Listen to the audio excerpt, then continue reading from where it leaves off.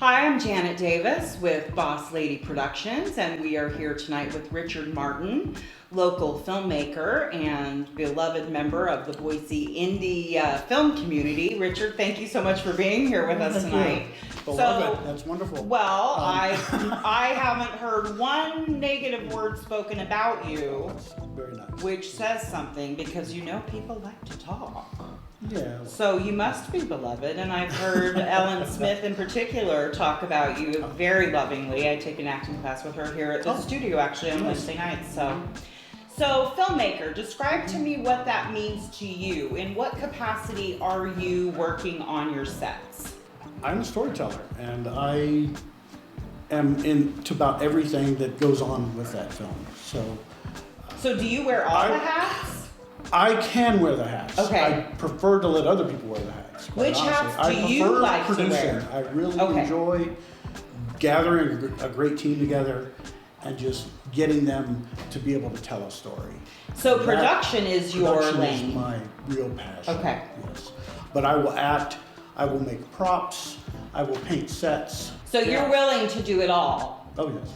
Do you think that in across the board. an indie filmmaking setting that one can be successful wearing all those hats?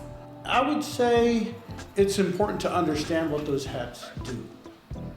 It's not your role really as a producer to do those jobs. Right.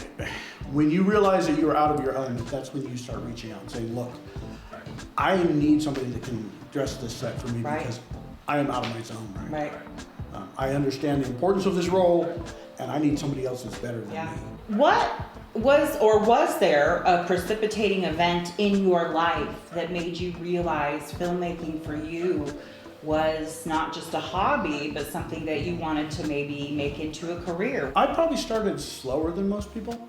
There was no sort of leap into filmmaking. I do a lot of industrial training films. Right. A lot of, corporate gigs and those kinds of things. Because you work for a corporation and you develop all of their training videos. Yes.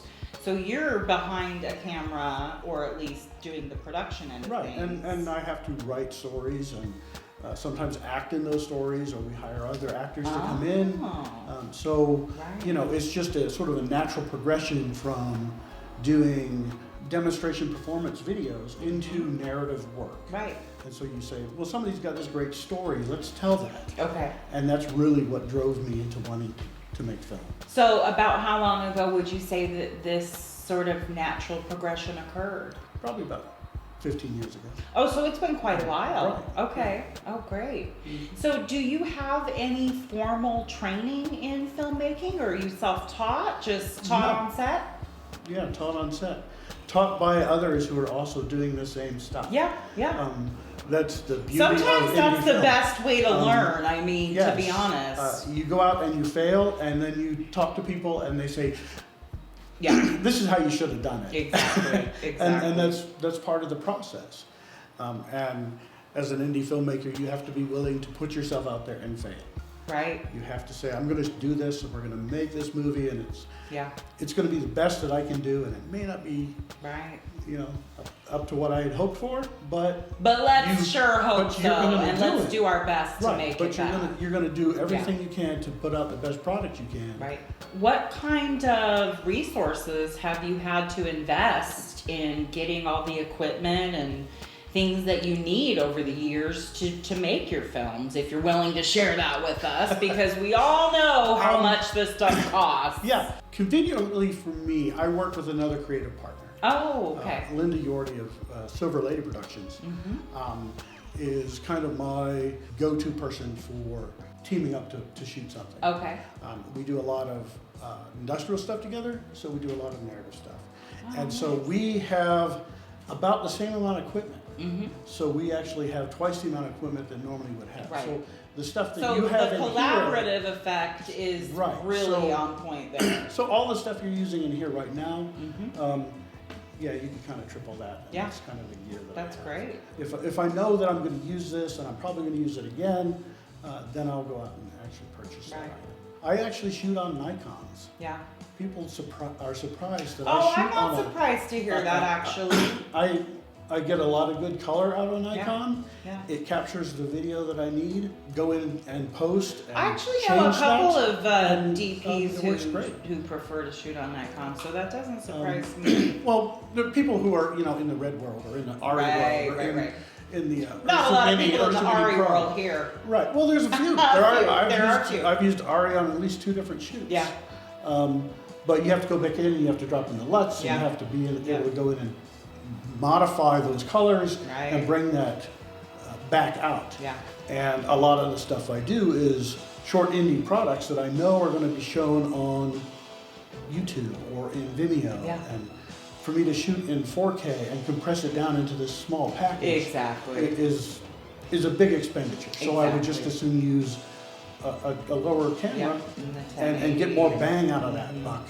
How did you finance your first feature or short film?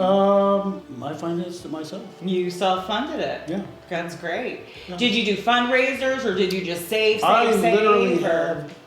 have the means to do that. Well, good for you. That's amazing. Because, not many people do. So that's great. And I honestly like to get actors paid. Yeah. So, when I think about a project, I'm thinking, how can I market this? How can I get this into a festival? How can I get this into a show? Who is going to want to watch it? Yeah. The whole point of producing something is to get people to see it. Yeah. And so, how can I benefit these folks that I'm bringing in? How realistic do you think it is for someone in this indie film community in Boise to maybe make it or be successful from this community? How realistic do you think that is? I think it's very realistic. Okay, I would say in 10 years or so, you'll see some people. So you're saying not now? Right. Everything is a 5-year, 10-year plan for me. Okay. I look at the long game. So for now, but why would your reasons be for that not being realistic now? I would be interested to hear. I don't think the infrastructure is there to support it yet. Right. That's really the only thing holding it back. It's not the talent. It's not the skills that we have in this town. It's not the actors. Are you noticing though that the every infrastructure year to support this. That infrastructure increases though? A little bit. Okay. Yeah. So that's where that makes sense where you're headed with that. Yeah, you have to truck in stuff. If you're doing a big production, you bring it up from Salt Lake. Right. If you need something from Seattle, you got to bring it on, and so everything has to come here, and that's expensive. Right. You hear that, Boise filmmakers? We need to get the infrastructure, so let's get going. Yes, that is probably the biggest. Let's get going. Sorry. No, you're fine. I feel the same way. Yeah, that would be great. I mean, some of us have lived in all the big cities. I personally have lived in Los Angeles, New York City, Seattle for a decade. I have less than no wish to go back to any of them ever. So I would love it if there were an infrastructure here that could support, that kind of success. What, if anything, do you find unique about the Boise indie film community? The desire to tell our own stories, the Northwest stories. We definitely. Boy, that is a different answer than I've heard from anyone else. That's great. We definitely have our own voice, and we want to use that voice and share those stories. That is, I think, one of the nice things about filming out in the Northwest. Yeah, that's great. What is it that drives you every single day to go out and create those narrative stories and keep making films? The audience, if they really love something, they let you know. Yeah. Oh, they sure do. There is no better feeling. And if they really hate something, they sure let you know too. Yeah, that's true. The You can have a film that goes right down the middle, 50-50. Half Yeah. the people like it, half the people Yeah. don't, but it's still a good movie. Well, and it's still great to get the response and the feedback either way, because even if it's a negative response, you're learning something. Well, you're telling their story. They watch it and they say, that's part of Yeah. me, and I understand your story. Yeah. Well, that's great. Richard Martin, thank you so much for being with us here tonight. Again, I'm Janet Davis with Boss Lady Productions, and we're here with Richard Martin, filmmaker and producer. Thank you so much for Thank being you. with us tonight, and I hope you enjoyed it as much as I did. Come back and see us soon. Bye.